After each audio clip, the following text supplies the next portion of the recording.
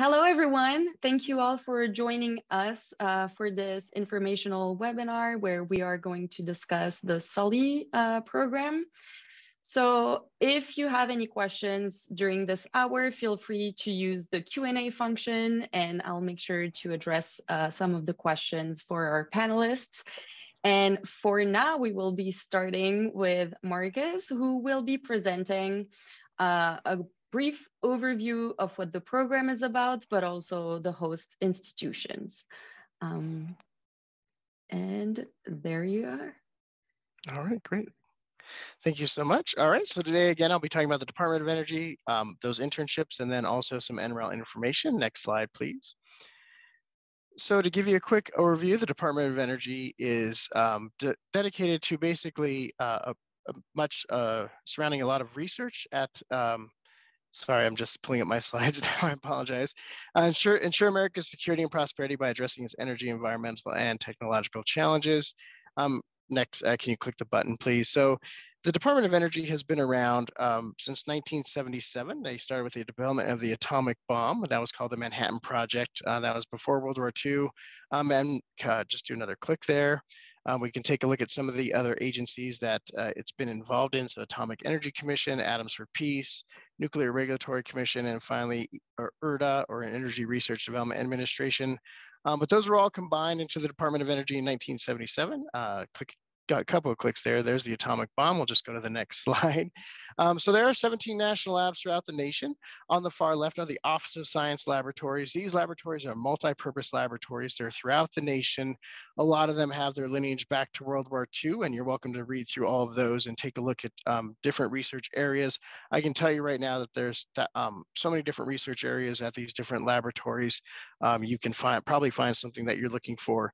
In the middle section there, what are called other DOE laboratories. I'm not going to go through each one of those, but NREL, the National Renewable Energy Laboratory, is an EERE lab. So this is one of the offices within the DOE. So I'll go through program offices on the next slide. And then finally, NNSA is on the far left. That's National Nuclear Security Administration. So those laboratories are dedicated to nuclear security and nuclear nonproliferation, which we'll talk about in just a moment. Next slide, please. So these are your program offices through the Department of Energy. As you can see, there's many different program offices. Just give us one click there. We can go through each of these. You can find out more if you want to find out about them. We're going to concentrate on those bottom two here in just a moment. But a couple of other agencies, so you understand, is Energy Information Administration. If you're ever looking up statistics about energy, that's what you're going to find. And National Nuclear Security Administration, which we'll talk about here in just a moment. Next slide, please. Just to give you some idea, this is the Department of Energy's major function in terms of their budget. You can see basically 50% of the money is going to National Nuclear Security Administration. NREL, which is the National Renewable Energy Laboratory, sits in that 15% for energy programs. Office of Science, which we'll talk about as your major funder of basic science research, 17%. And then Environmental Management, which we'll talk about, takes up 18% of that slice of pie. So we'll just talk about each of these individually. Next slide, please. So heading over to the National Nuclear Security Administration, their goal is to maintain our stockpile of nuclear weapons.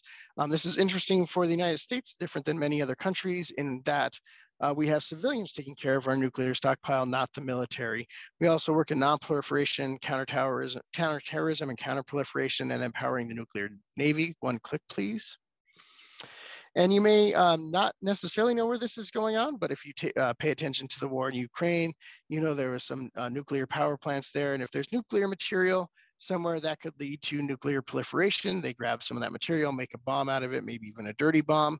And so we had our NNSA administrator speaking with President Zelensky regarding some of those things. So we're working throughout the world to make sure that nuclear weapons don't fall into the wrong hands. Next slide, please. Office of Environmental Management is tasked with cleaning up 5 decades of nuclear weapons development, which is a huge deal. Unfortunately, we have some different spaces that we do need to clean up. One click, please. To bring this closer to home, to give you some idea, you can see here NREL's Flatiron campus, which is in the upper left there. That's where we do a lot of our wind and water research. Sits right next to what is a Department of Energy legacy site you can see on this slide. And so we have turned that into a national wildlife refuge. Hopefully there's no more nuclear material there, but you can probably find a lot of these legacy sites around where you actually live. Next slide, please. So the next thing we're going to talk about is the Office of Science. And this is a big one. If you get a SULI internship that is funded through the Office of Science, and their mission is to deliver scientific discoveries and major scientific tools to transform our understanding of nature and advance energy, economic, and national security of the United States. And it's the largest federal sponsor of research in the physical sciences. Next slide, please. Just to give you some idea, here is the research portfolio of the Office of Science. So you can do basic energy sciences, that's understanding the very basic level, meaning at the atomic, electron, and maybe even subatomic level, subparticle level, so quarks and et cetera, that's going on at JLab. But the third bullet point here, the third point in the research portfolio is biological and environmental research. And so as biologists or burgeoning biologists or microbiologists, that may be one space where you're interested in studying. We're not going to go through the rest of those because, of course, this is mostly for biologists, but those also exist within the Office of Science. Next slide, please. Oh, we can skip this one for now. Let's just go on from there. Thank you. So Office of Energy Efficiency and Renewable Energy, that is where NREL sits, the National Renewable Energy Laboratory, and is the only EERE laboratory in the National Lab complex. So their goal is to create and sustain American leadership in the transition to a global clean energy economy. And so that's what we're working on. So taking a look at the EERE budget, you can see, 11% is going to facilities and infrastructure and some other things there. 38% to energy efficiency. A lot of that goes into weatherization and intergovernmental programs. Sustainable transportation, which is where you would probably all sit, is 28%. And then renewable energy, which includes solar, water, wind, and geothermal, is 23% of EERE's budget. This is not reflecting NREL's budget, but just overall EERE budget. Well, let's take a look at NREL. Next slide. Oh, sorry, I skipped a slide. I was talking to this slide. I'm so sorry. Forgot to forward that on. So this is the next slide here, a short overview of NREL. Next slide. So we have about 3,000 employees. That's supposed to grow to 6,000 over the next 5 years. So if you're looking for a role, a job, this is one place to start. We have world-class facilities. We actually have over 1,000 partnerships with industry, academia, and government, and our campus operates as a living laboratory. So at one time, we had the world's most energy efficient office building. That's the building you see on the far left there. Of course, that was built 10 years ago, so there have been other buildings built, but a really nice space to work. You can see our beautiful campus there in Golden, Colorado. That's our main campus. We actually have a few others. But next slide, please. These are the major areas of where we're working. Renewable power, of course, we're the Renewable Energy Laboratory, so solar, wind, and water. Sustainable transportation is bioenergy, which I'll talk more about in just a moment, energy efficiency, and then energy systems integration. So next slide, please. And we can just go to the next one right after that. So bioenergy, this is our goal here, is to get fuel from plants essentially, but not just fuel, other products as well. And so we're looking to upgrade carbon. This is the third bullet point there, from diverse low energy source CO2 and other waste gases to produce high fuel value fuels and chemicals. So there's some other work going on there as well. So we'll just go to the next slide and talk about some of the things I think are really cool. So, oh, this is an old slide that show that you have there. Okay, I'll talk through the slides that you have. I'm so sorry.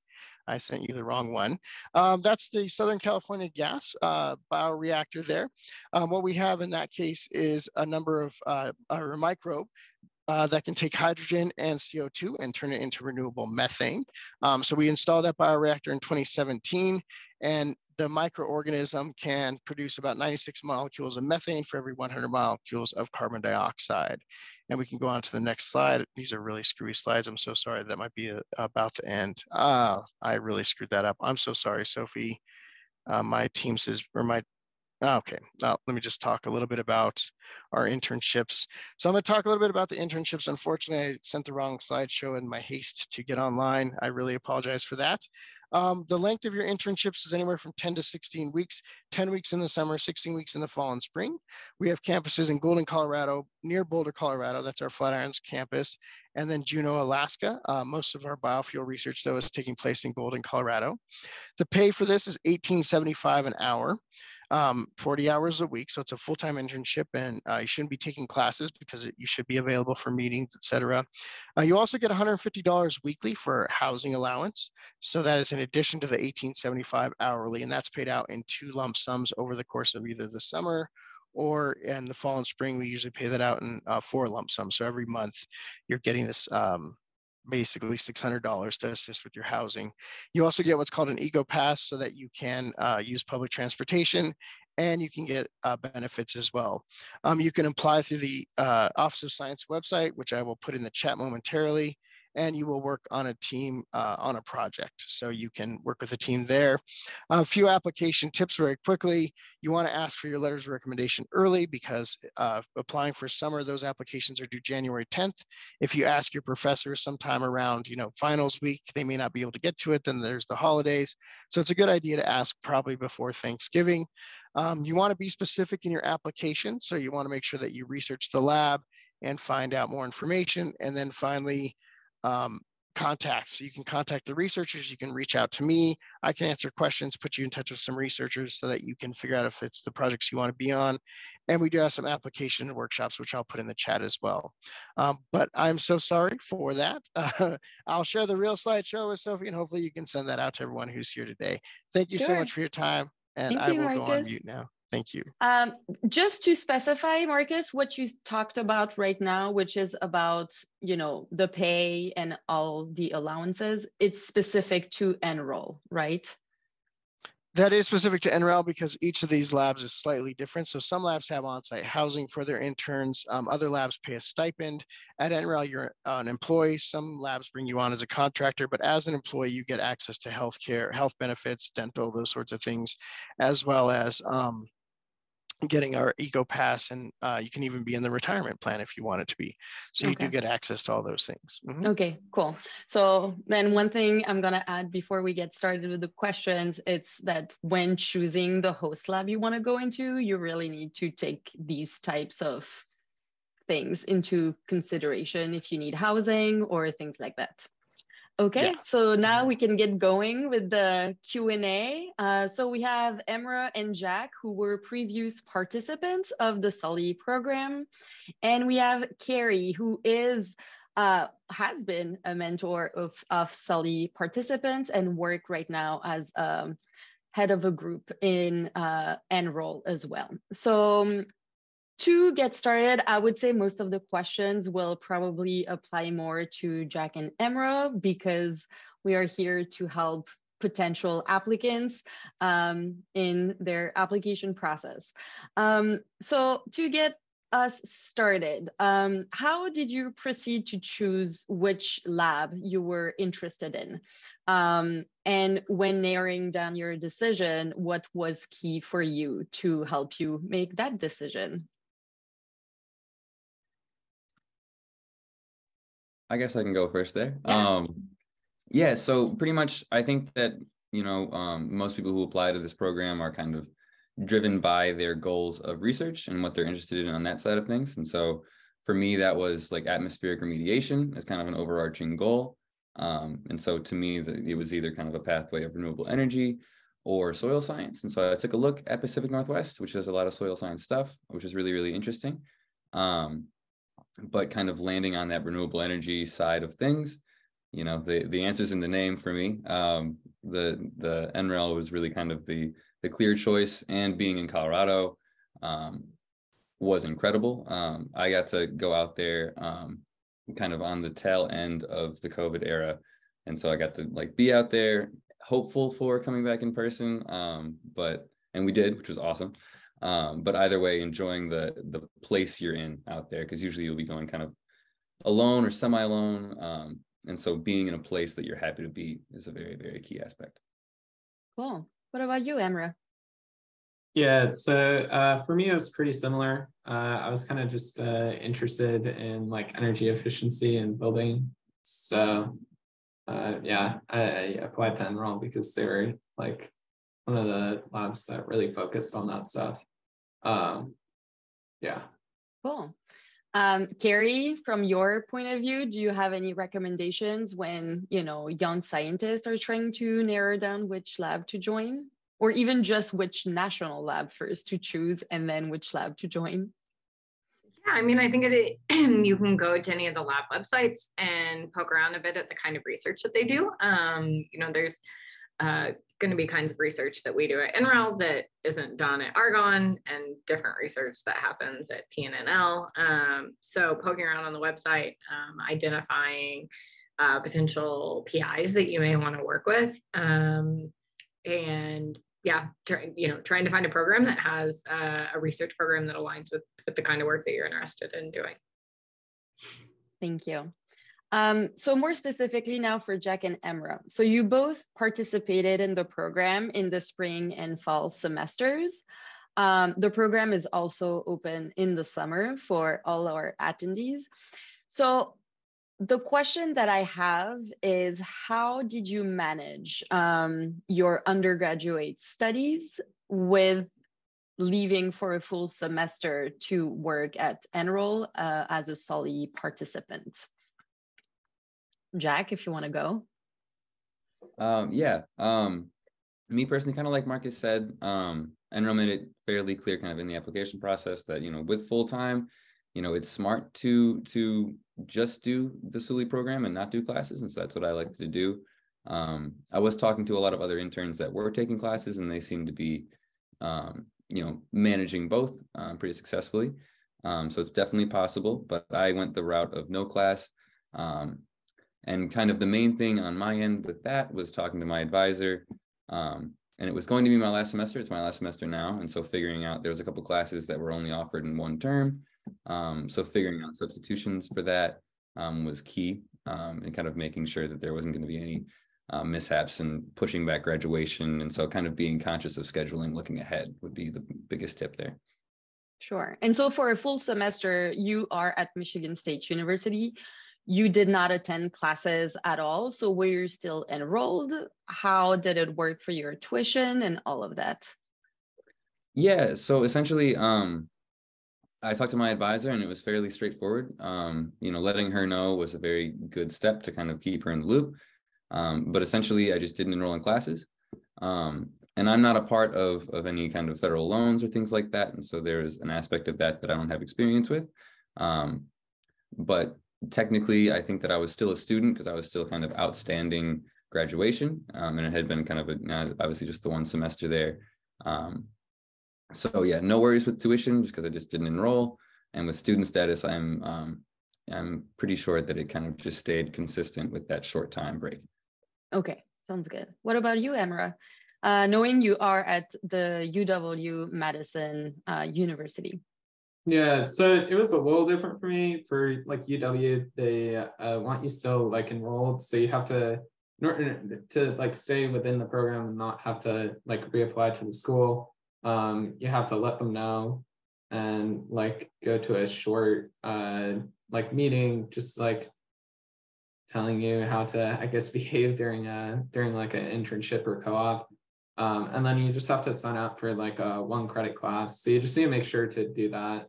So you still are enrolled in 1 credit. So there still is some like fee or tuition, tuition for that semester, but it's like pretty low just because it's like 1 credit that you're taking or whatever. Okay. And so did you talk to your department or program advisor about this? Yeah, so I just talked to my advisor. Okay. So if you talk to whoever your advisor is, they should be able to help you go in the right direction. But yeah, okay. And there's like a couple assignments that you have to do that are like really easy. Normally it's just like reading a page here and there. Yeah. Okay. Sounds good. Cool. Because I know that it can be a bit hard for people to have to skip a full semester. So knowing that there are options, and basically the person they should go talk to is their advisor. So if you consider applying for a spring or fall semester program, make sure that this is where you start. So when it comes to the application process, what would you say is your suggestion or recommendation when choosing recommenders for your application? Jack? Yeah. It's a tricky thing. I think it obviously depends on your experience there. I was in a situation, I believe it was 2 letters of recommendation at that point. Maybe it's 3 now. I think it may still be 2. But I really only had one kind of career applicable job. You know, I had like a research work with a professor, but other than that, I just worked in restaurants up until that point. And so kind of finding essentially, you know, 2 aspects, hopefully different, you know, it definitely wasn't in my case, to kind of showcase, 2 different aspects of you as a worker. And so, you know, finding a professor that knows you, whether it's through a job or a class or any type of program outside of class, maybe, you know, finding someone in kind of the academic research oriented, that side of things is very obviously impactful there, and seeing a researcher do similar work in previous experience would be great. But also, I mean, a lot of us are, as undergraduates, are possibly have kind of a lower end experience with kind of that high level stuff. And so using a different opportunity, whether it's kind of a, it could be an advisor, it could be a different teacher that maybe just knows you well kind of emotionally or something like that, but to kind of show, you know, an aspect of hardworking or dedicated or quick learning, something of that sort. So, you know, not putting too much pressure on yourself to have, you know, 2 really, really high level letters of rec, in the sense of, you know, like stature of who it's coming from, I guess would be my recommendation. Sure. Emra, anything you want to add? Yeah, I'm going to come at this from the perspective, like most of these questions, from the perspective that you aren't sure what to do, like you don't have a really good, like either like experience or like recommender immediately. And so it's really just like, it's kind of like with college applications, just go with like professors or someone who knows you like really well. That's always sometimes that's even better than if it's like specific to it but you don't know them that well, because really like recommendations are to get to know like who you are as a person, kind of know that you're a good person to work with. So yeah. Cool, thank you. I'm going to segue into still talking about the application process. So I put the link in the chat for people to go on the webpage where you can find the eligibility to the program, but also all the requirements for you to apply. And one of the things is that every applicant has to write 4 essays. So one about their research experience, one about their research interests, one about their personal experience, and one about their professional goals, which is a lot of writing. So Jack, you actually mentioned it, that you didn't really have much research experience before and when applying for the program. So for all 3 of you, what would be then your tips to write these essays? And if you do not have that much research experience, and maybe Carrie can, you know, address this question more, what topics do you think people should discuss in their essay?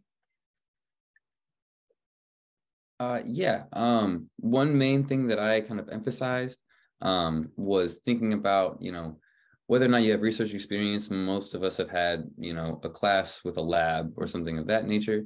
And so using different kinds of experiences like that to highlight skills that can be applied to research.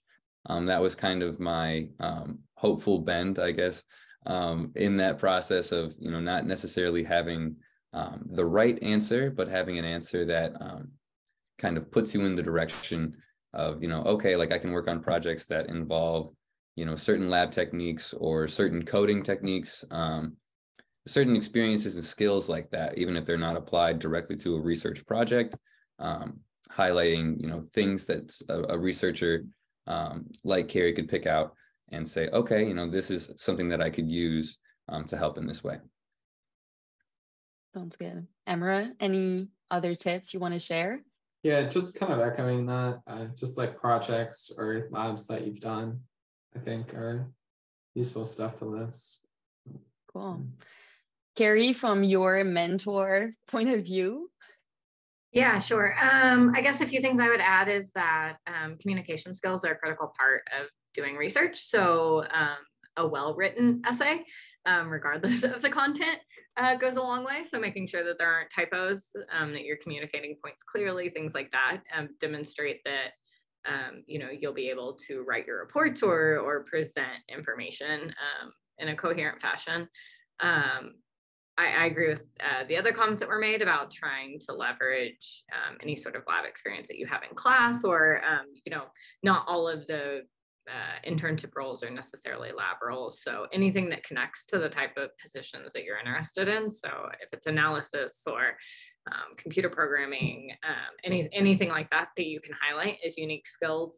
And you can also comment on sort of your understanding of the research space. So as I mentioned before, you can go to a lab website, you know, you could go to my webpage, you could see the kind of research that I do, and then you could comment about things that are of interest to you, and, you know, what specific challenges. So I work in carbon conversion research, so in catalyst development. So what's interesting to you about the idea of developing catalysts? And that just shows your ability to understand kind of the literature around the topic, and to ask thoughtful questions. So those would be maybe some other things you could do that would make an essay stand out a little bit. Good. So one of the strategy I'm assuming when writing these essays is to ask for a lot of feedback. And so Jack, Emre, who were your go-to people to ask for feedback? Did you have different people to ask based on the essay you wanted them to give feedback on, or did you just send all four to the same people? I'm quite lucky. My mom has kind of been proofreading my work since, you know, middle school or whenever it mattered. So she's always the first call. I had hoped to talk to a professor about reading them over, but he had gotten busy. So, you know, kind of the attempt to get someone with a little bit more, you know, a little bit more predisposed to technical material. And so seeing it from that view and how they see how you're writing, but also like just kind of showing it to a friend casually, and seeing how someone who, you know, potentially, you know, a lot of researchers are reading a bunch of these very quickly. And so, you know, what points can you get out of it, you know, skimming it and like not really needing to fully understand it. Yeah, kind of having a reader in the mindset of quick and like, okay, you know, like, yeah, I guess, yeah, quick and fast points. And yeah. Emre, anything else? Yeah, I'm honestly pretty similar. I never really send it to my mom first, but yeah, just like friends. Also, I know that UW, and I've used them before, like the Career Center at UW. It's pretty good. They'll definitely take a look at it if you show it to them.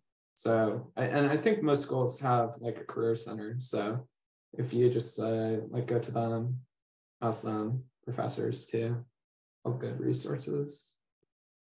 Yeah, very good tip. I would assume also if you could ask your advisor, they might not be able to review it for you, but they might suggest someone who would have the time or the skills to review your essays. So I think it's a good route to maybe have someone else to ask for feedback. Carrie, because you have mentored SULI participants, I wonder if, first of all, did you have access to all the applications of people who applied for your lab? And if so, when reviewing applications, what is the thing that you look for and what is the thing that makes an application stand out? Sure, yeah. So I guess I somewhat hesitate to say this because I don't want to be the cause of people getting bombarded with individual contacts. But the reality is, you know, the one of the people that I ended up mentoring emailed me directly. Another person that I ended up connecting with somebody else at NREL for a SULI position emailed me directly. There's a lot of applications. It seems like, Jack, you're really aware that, you know, going through all of them can take some time. So I really like that you called out being succinct in your essays, trying to make sure that the key points come across without, you know, being overly verbose is a good skill. I have gone through the system and reviewed applicants and also identified people through that way too. But I guess I just mentioned if you do have specific skills or a very specific area of interest, you know, you can consider reaching out to somebody on the research staff that you'd be specifically interested in working with. Now, of course, to do that, you need to have some sort of thoughtful questions and know a little bit about what they're doing to sort of inspire them wanting to respond and then wanting to like create a project that suits you. So in this case, the person that reached out to me directly did have some undergraduate research experience. So that's, you know, of course, really going to stand out. Other things though, when just quickly perusing applications, is sort of any specific relevant experience that you can highlight. If there's any instruments that you've used before, again, if there's any sort of coding or scripting experience that you have. And I think it's somewhat variable too between if you're applying for a summer internship versus a full semester internship. I've mostly mentored for summer interns where you're on this short 10-week timeline. So coming in with some existing skills can really help you do something impactful given the short window. I want to say it's perhaps, Marcus may be able to comment on this, but I would anticipate that it's a little less competitive if you're going for the full semester program, just because I think one, there's not, in my experience, quite as many applicants for the full semester. And then two, it's, you know, there can be some benefit on our side in having somebody for a longer amount of time so that, you know, when we train you to use instruments or you get up to speed on the project, you have more time to then like execute on it. Do you have a feel for that, Marcus? Yeah, during the fall, well, let's put it this way. During the summer, it's about 300 applications for about 100 spots, so 3 to 1. Fall, it's much lower, probably 2 to 1, if even lower than that. And spring, similar to fall. Fall is the lowest number of applications that we have because you basically would have had to graduate in May and then start a fall or take a semester off. Most people don't do that. In the spring, because you can graduate in December, we get a larger group of participants in the spring. And then the 16 weeks, Carrie is completely right about that. You have much more time to work on your project. And you can have a SULI appointment up to 2 years after graduation. So you don't have to do this when you're in undergraduate. You can wait, graduate in May, take a 10 and then a 16, or wait till fall and do 2 16s in a row. That's 32 weeks of internship. Plenty of time to get your foot in the door, network, and maybe even find a position if that's what you're looking for, or take your time and then apply to graduate school as well. Yeah. Yeah, because for the people attending today, if you don't have yet gone through all the information about the program, so fall and spring semesters are for 16 weeks of research. The summer is only 10 weeks, but also you have to be either an undergrad or a recent graduate, and it's within 2 years of graduation. So it's definitely something you can do after you graduated. So keep that in mind, that you don't have to be enrolled actively in an undergraduate program to apply for the program. And if you are a graduate student within 2 years of your graduation from your undergrad program, you're also eligible. So one thing now that I want to focus a bit more is really the impact of participating in this program on your young careers.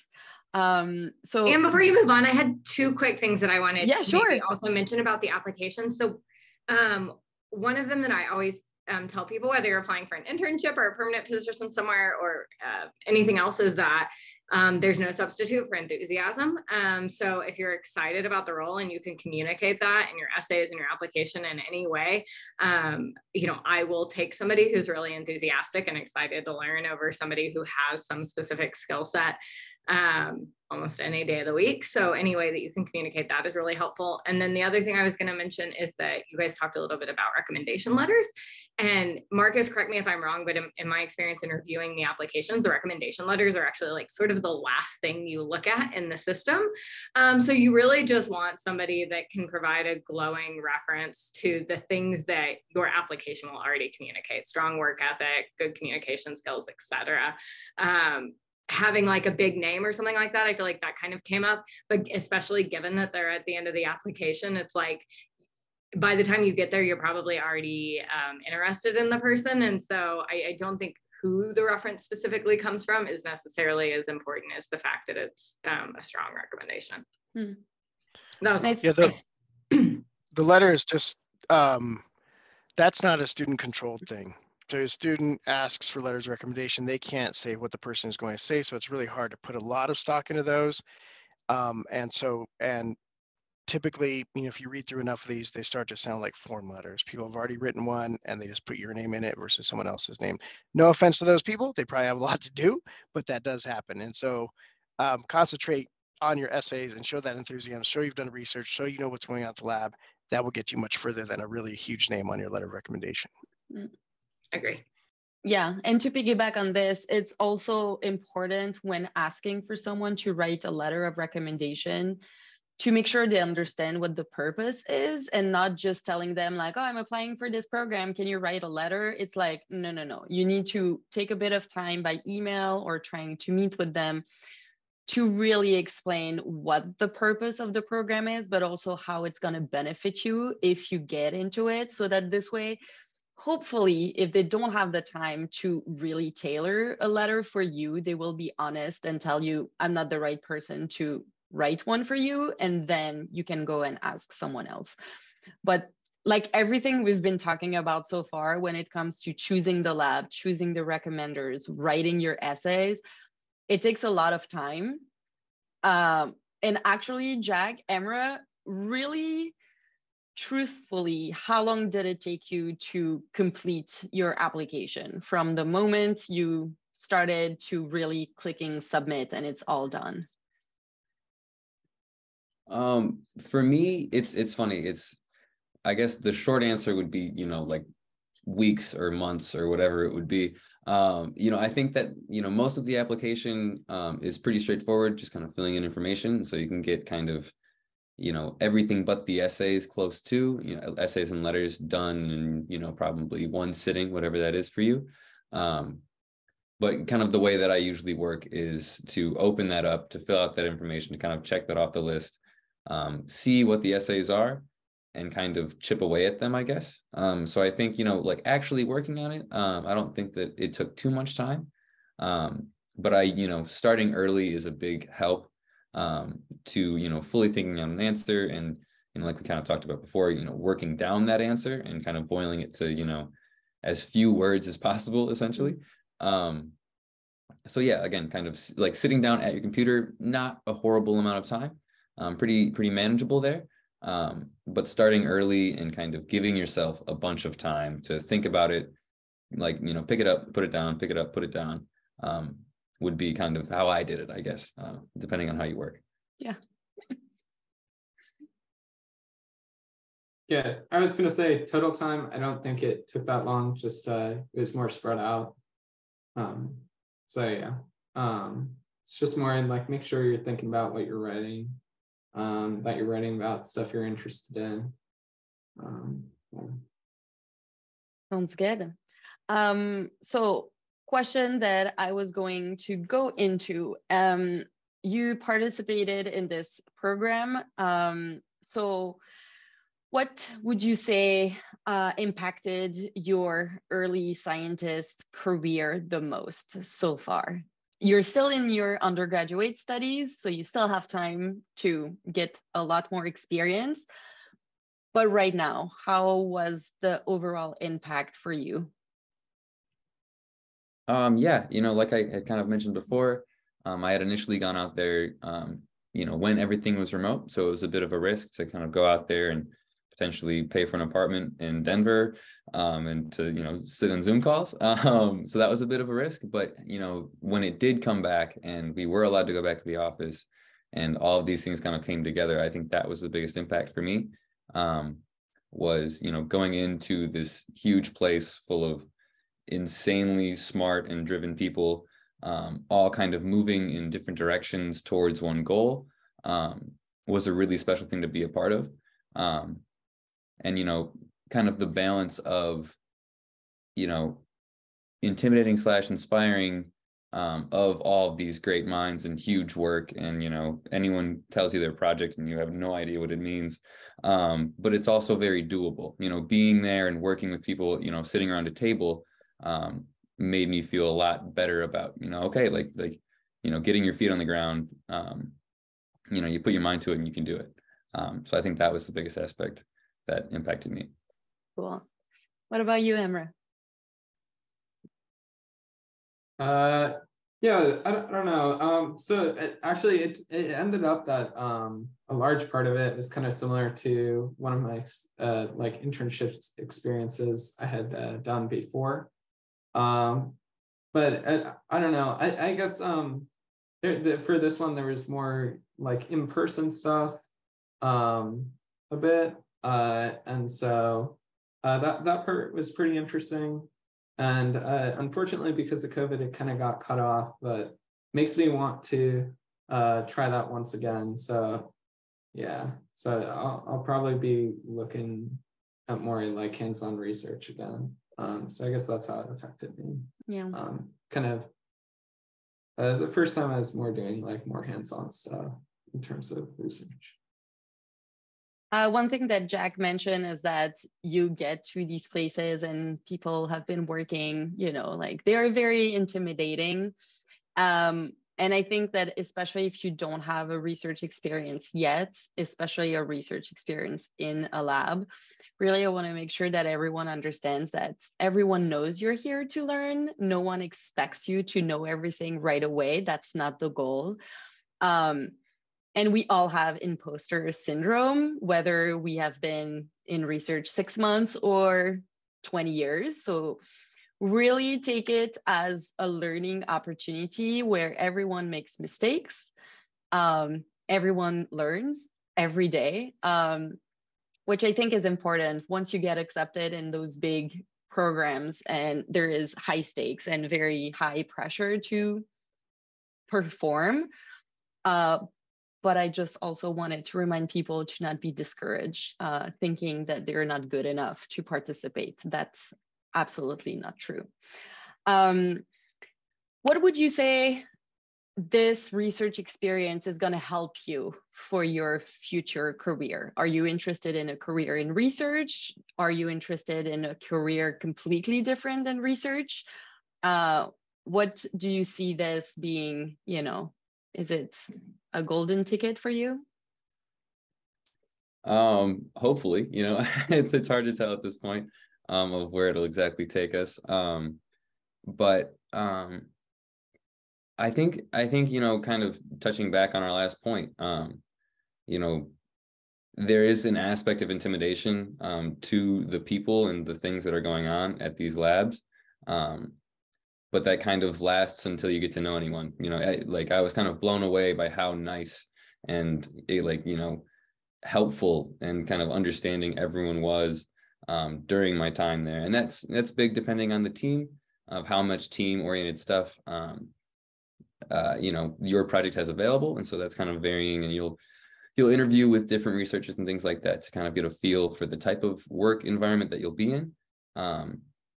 But no matter kind of what business it is, I think that, knowing people is a humongous, plus, and kind of working at a lab like this and being able to not only work with your team, but, go sit down, and they have like lunch and learn opportunities where it's, you just sit down at your little break and then you can hear about someone else's project and talk about it. And so I guess, the short answer is people. This experience will kind of connect you with people in really, really great places. And almost every single time they are eager to help you. They were in your shoes not long ago, and they know how it feels and what needs to be done to kind of make the progress where they're at. Thank you. Talking about people and connections and basically overall networking, which I think is really what people should take out of these experiences, they often don't think about. Carrie, having mentored SULI participants, are you still in touch with them? And how would you say this experience has helped them, expanding the network and maybe actually promoting their scientific career? Yeah, I'm certainly like LinkedIn connected and sort of follow what folks do. I would say continuing connections with SULIs have been variable across, and it kind of depends on the career trajectory of the SULI. We certainly have staff scientists here who were at one point SULIs. So that would probably be the nearest continued connection, which is where people eventually come back, you know, they do a SULI and then they go on and maybe pursue a PhD or something and then come back here for a postdoc and become a staff scientist. Of course, we also have researcher and technician roles that are relevant to bachelor's degree folks. So some people finish their SULI and then end up getting a researcher position here as well. And then some people, I think, take this experience and build off of it to better define what they want their own career trajectory to look like. Maybe they get some experience in a specific research area and it helps define whether that's an area they want to continue working on, or it's an area that isn't really well aligned with kind of what they want to do. I remember myself, I did even an REU when I was an undergrad, so an academic summer research experience where I did tissue engineering research, and I realized that while I liked the application, the actual lab work wasn't a good fit for me. So now I do more reaction testing and material synthesis for catalytic applications. So it can be, I think, just a really good way to kind of identify what are the topics that you actually want to work in. What's it look like to spend your day as a national lab researcher? And is that something that you would want to strive for? Or would you, you know, be more suited to be a scientist in industry or in academia? Things like that, I think, are all relevant. But I think you can maintain connections, and as much as you put, you know, time and energy into it. I have not a SULI student, but another just intern that I worked with 2 years ago that I probably haven't talked to in a year or two, but I'm going out to lunch with next week. So, you know, and as much as you reach back out to people and ask for their time, usually we're also happy to continue those sort of mentoring relationships. Cool, thank you. Emra, anything else that you were lucky enough to pick up from this experience? Yeah, I guess another thing just about the people there, like everyone's very passionate about the research and like obviously really are interested in what they're doing. So like if you're ever interested in what other people are doing, or maybe you're doing the research that you got there for, but you're interested in looking for other stuff that might suit you better, you can always ask around, ask your mentors and stuff if they know of any research going on that might fit certain criteria that you have, and they can try and get you in touch with them. Everyone really enjoys talking about what they're researching. So definitely like try and set up a meeting or something with people. And yeah, that would be my biggest recommendation while you're there. So, yeah. That's a really great suggestion. I feel like one thing that sometimes interns struggle with a little bit is the desire to have a full day's worth of laboratory work to do every day of the week. And it's really hard to come up with a research project that fits that. It's hard to, you know, we have a lot of equipment, but you know, there's lots of people that want to use the various different instruments that we have. Sometimes things go down and need to be repaired, all kinds of stuff like that. So yeah, I feel like that point is probably one that I'll take and share with other future interns that I work with, is that sort of what you get out of the experience can largely be driven by you and how much you sort of reach out to people, and maybe the opportunity to learn about some other areas or things like that in your downtime could be a great way to get more out of the experience. And actually, I was gonna add and ask, so beyond the research in the lab experience, I believe you also have professional and career development opportunities throughout the program. And I think Marcus is actually the one who's in charge of all of this. So what does it really include? Is it, so Jack mentioned Lunch and Learn, where you can meet other people from other labs. Is there anything else that really makes the experience holistic and not just about the research? Yeah, definitely. It's a good question to ask. So with the SULI program, there are deliverables, pre and a post survey, a poster peer review. Those are pretty easy to do, but you're also asked to write a research paper, design a research poster, and write something called a general audience abstract, which is supposed to help you communicate your research to a a broad audience, a non-specific or not general audience. And so you do get that experience in terms of having to, or learning how to communicate to the general public, and then writing a research paper on your own, which typically doesn't happen in research. You're working with different people on a project. So you get to write that research paper on your own with your mentor. We do some professional development in both the general audience communication as well as the research paper communication. There's some asynchronous like message board sort of development, as well as some not in person but live online development that we do, and then same with the research poster. And so through all that, you're getting that experience, as well as having the lunch and learns. And I bring in guest speakers, so it just depends. So for example, this week, the interns that we have on campus now are going to be doing an elevator talk, so learning how to talk about your research in 30 to 60 seconds.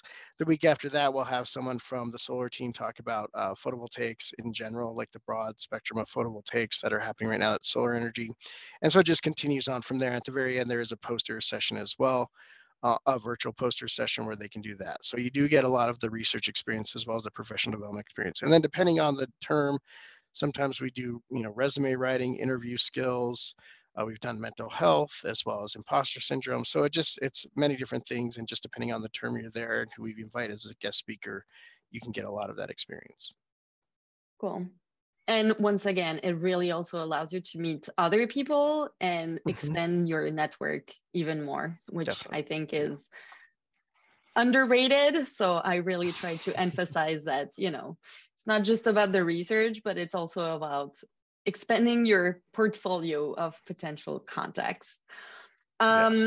We have now 5 minutes left. Is there anything else that any of you would like to add before I do a brief announcement about the program? Yeah, actually, I have one more thing in terms of like interpersonal relationships. I think also like connecting with other SULI interns that are going to be there during the semester beforehand is a good idea, especially if you're at like NREL or planning on going to NREL and like trying to figure out housing. Getting in touch with like your national lab like SULI coordinator beforehand and like asking if they can put you in touch with some of the other interns. So like for NREL, like Marcus, that's a really good idea. Or even previous participant that can give you like, this is where I was, sure. And all that sort of information. Yeah, it's really, like you said, very important. Jack, anything else you want to add, or Carrie? I think I'm all good. Okay, perfect. Well, I will then share one final information. So we talked a lot about the program. Just so everyone knows, the applications for the summer 2023 cycle actually opens today. So I put in the chat the link to access the SULI webpage. If you do not find the link, you just type in Google DOE SULI and you will find it very easily. The other thing that I wanted to mention is that the DOE is hosting a summer internship fair on October 25th afternoon. The major information here is that SULI host labs, recruiters, and scientists will be here to answer any questions that you have. So I strongly encourage you to register for this event so that if you already have questions, it really is a good place to start because people are here especially and specifically to answer these questions. Beforehand, like we said, try to be a little prepared, maybe check out all the labs that will be present and start looking at, which research you would be interested in for this program specifically. And I think it would be a good place to get you all started in applying for this program. I would say thank you all for joining us. If you have time to take this quick 3-minute survey, I would appreciate it greatly. Otherwise, I think it will actually pop up on your webpage as soon as we end this webinar. I want to thank all our panelists for taking the time to come here today, but also to answer our questions. Thank you all so much. It was really interesting and very insightful. I hope it helped a lot of people who attended today, and I hope it really drives them to apply for the program. Thank you all again so much. Have a good rest of your day. And I will make sure the recording is available as soon as possible. Thank you. Bye, everyone. Thank you all. Bye. Yes. Bye, thanks.